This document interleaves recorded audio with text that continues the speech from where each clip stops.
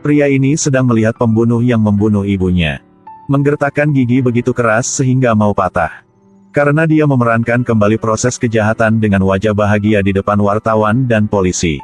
Pria itu melihat orang ini tidak bisa berhenti tersenyum. Akhirnya gak tahan. Dia meninju satpam di pinggir jalan. Bergegas ke depan ingin bunuh orang itu dengan tangan sendiri. Kemudian polisi menembakkan pistol setrum, lumpuh dan jatuh ke tanah. Yang lebih menyebalkan adalah, kau tidak bisa melakukan apa-apa. Orang itu bernama Dogi. 4 tahun kemudian, dia terlihat seperti sopir taksi yang sangat normal. Di dalam, dia adalah anggota organisasi yang memerangi kejahatan melawan kejahatan. Hari itu, seorang pria yang memperkosa dan membunuh secara brutal seorang gadis anggota muda dibebaskan dari penjara. Dia menundukkan kepalanya meminta maaf di depan wartawan dan orang banyak. Tapi begitu dia naik mobil, dia muncul dalam wujud aslinya. Dia tidak tahu bahwa dia akan mati. Karena sopir taksinya adalah Dogi. Tiba-tiba Dogi mempercepat meninggalkan mobil polisi di belakang. Tahanan di dalam mobil merasa ada yang tidak beres. Ini bukan jalan pulang ke rumah dia. Dia melepas ikat pinggangnya. Berniat untuk mengontrol dari belakang. Dogi dapat dengan mudah mengendalikannya hanya dengan satu tangan. Tidak lama kemudian, mobil memasuki terowongan. Sebuah mobil identik muncul di depan. Dogi dengan lembut membelok setir. Mobil berputar sangat keren. Kemudian, berikan barang bawaan dan barang-barang tahanan kepada rekannya. Kemudian berhenti di sebelah pos jaga. Rekan membuka pintu dan berjalan keluar. Merobek logo di mobil. Lepaskan plat taksi. Dengan menekan tombol di dashboard, plat nomor berubah. Dari taksi berubah menjadi mobil pribadi. Kemudian dia keluar dari terowongan dan melewati mobil polisi. Dan begitu saja, seorang penjahat yang baru saja dibebaskan dari penjara tiba-tiba menghilang di dunia ini. Organisasi mereka terdiri dari 5 orang total.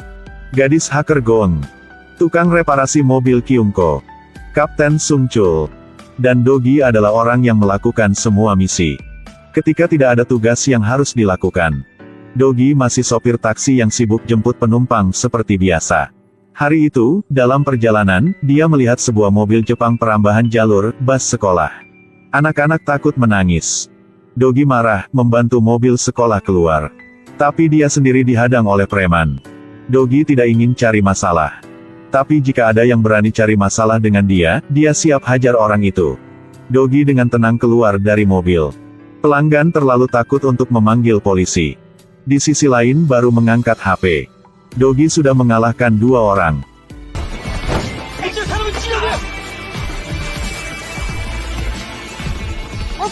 Yang sisa berlutut dengan sangat cepat memohon pada Dogi untuk tidak memukul. Tidak apa-apa, tidak perlu lagi.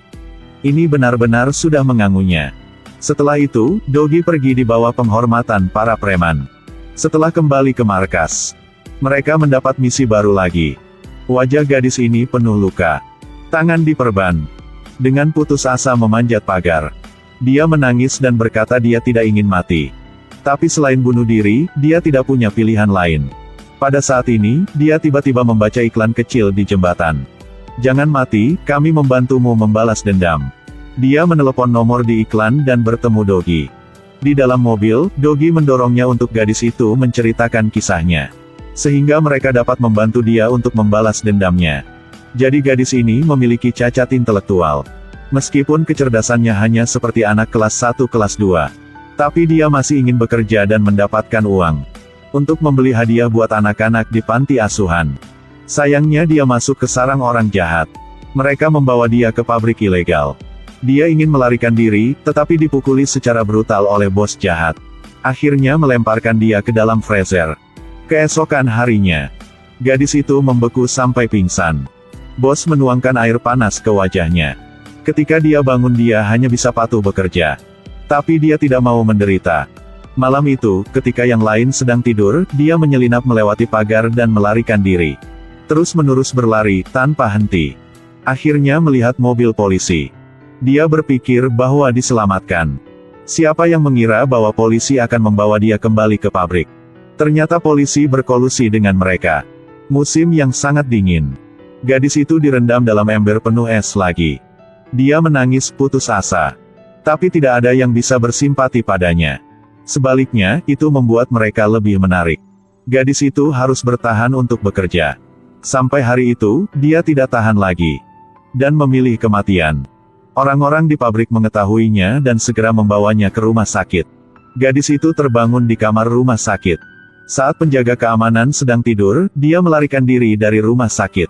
Berjalan di jalan tapi anginnya dingin sampai ke tulang. Gadis itu tidak tahu kemana harus pergi. Setelah mendengar cerita itu, Dogi itu dipenuhi amarah. Gadis memegang amplop yang diberikan oleh Dogi. Ke depan konsol video game. Masukkan koin ke dalam mesin. Game model taksi resmi dimulai. Hukum orang jahat pilih biru. Maafkan orang jahat pilih merah. Gadis itu ragu-ragu sejenak. Lalu tekan tombol biru. Pahlawan super yang tersembunyi di setiap sudut dan celah kota mengambil misi. Langsung keluar dari pekerjaan, segera lari ke pangkalan. Dogi memakai kacamata hitam keren. Hidupkan mesin. Taksi keadilan perlahan muncul dari dalam tanah. Balas dendam telah resmi dimulai. Dan target pertama mereka adalah polisi berwajah jahat ini. Taksi dengan rangka baja di bagian depan. Langsung nabrak ke pantat mobil polisi. Dan tidak punya niat untuk turunkan kecepatannya. Nyalakan sakelar untuk nitrogen. Menekan gas sampai ke dalam banget. Lonjakan kecepatan 150 km/jam. Benar-benar kejutan. Membalikkan mobil polisi. Lalu dia mencuri kamera dashboard. Hancurkan barang bukti. Polisi berkolusi dengan pabrik ilegal. Penyalahgunaan orang cacat. Memaksa mereka bekerja secara gratis di pabrik. Dia sudah menerima pembalasan. Tujuan berikutnya adalah wanita gemuk ini. Di permukaan, dia adalah karyawan teratas perusahaan asuransi. Di belakang layar, dia adalah kaki tangan dari pedagang manusia klandestin.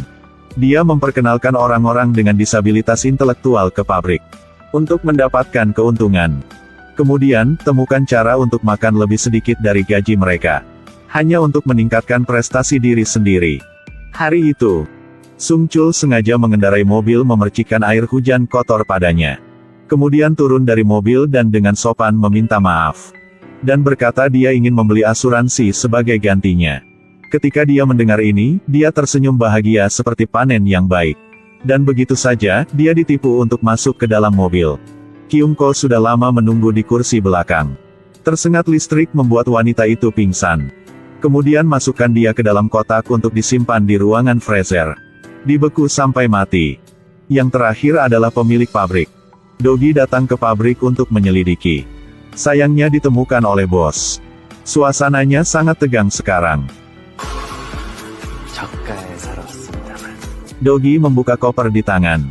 Keluarkan uang untuk dep. Katanya mau pesan 50 dus kecap ikan asin. Pemiliknya dengan senang hati langsung setuju. Malam itu, dia mengirim bawahannya untuk mengangkut kecap. Di tengah jalan dihentikan oleh seorang pria bertopeng. Bawahan tidak mengerti apa, langsung turun untuk melihat apa yang terjadi di depan. Langsung dilempar seperti boneka beruang. Dan seperti itu saja, bawahannya pingsan di tempat. Jadi kecap dicuri dengan sangat cepat. Keesokan harinya, bos tidak memiliki barang untuk dikirim. Menghadapi kerugian likuidasi yang tinggi. Bos agak bingung. Tapi herannya customer tidak komplain. Masih memesan 20 dus lagi. Malam itu. Juga pada saat itu. Juga di tempat itu. Pria bertopeng menghalangi jalan antek transportasi. Kali ini orang itu tidak takut lagi. Karena kali ini dia membawa banyak rekan ikutnya. Mereka hanya sekelompok idiot. Bukan lawan Dogi. 2 atau 3 gerakan telah mengalahkan mereka semua. Kecap punya dia dirampok lagi. Pada saat itu, bos tidak bisa menghubungi bawahannya. Marah sampai mau gila. Besok harus diantar ke pelanggan. Jadi bos mengcoba pesan kecap lewat online. Dan gadis hacker itu gong. Mulai jual kecap ikan yang dia baru curi di online. Akhirnya, pemilik pabrik itu harus keluarkan banyak uang untuk membeli kecap punya dia sendiri. Balik ke pabrik. Dogi sudah lama duduk menunggu di sini. Setelah tahu dia kena tipu, dia marah dan bergegas ke arah Dogi untuk bertarung. Tapi dia bukan lawan Dogi. Pada akhirnya, Dogi memasukkan kepala bos, pemilik pabrik ini ke dalam tangki fermentasi. Hubungi kenalannya, kirim dia ke Afrika.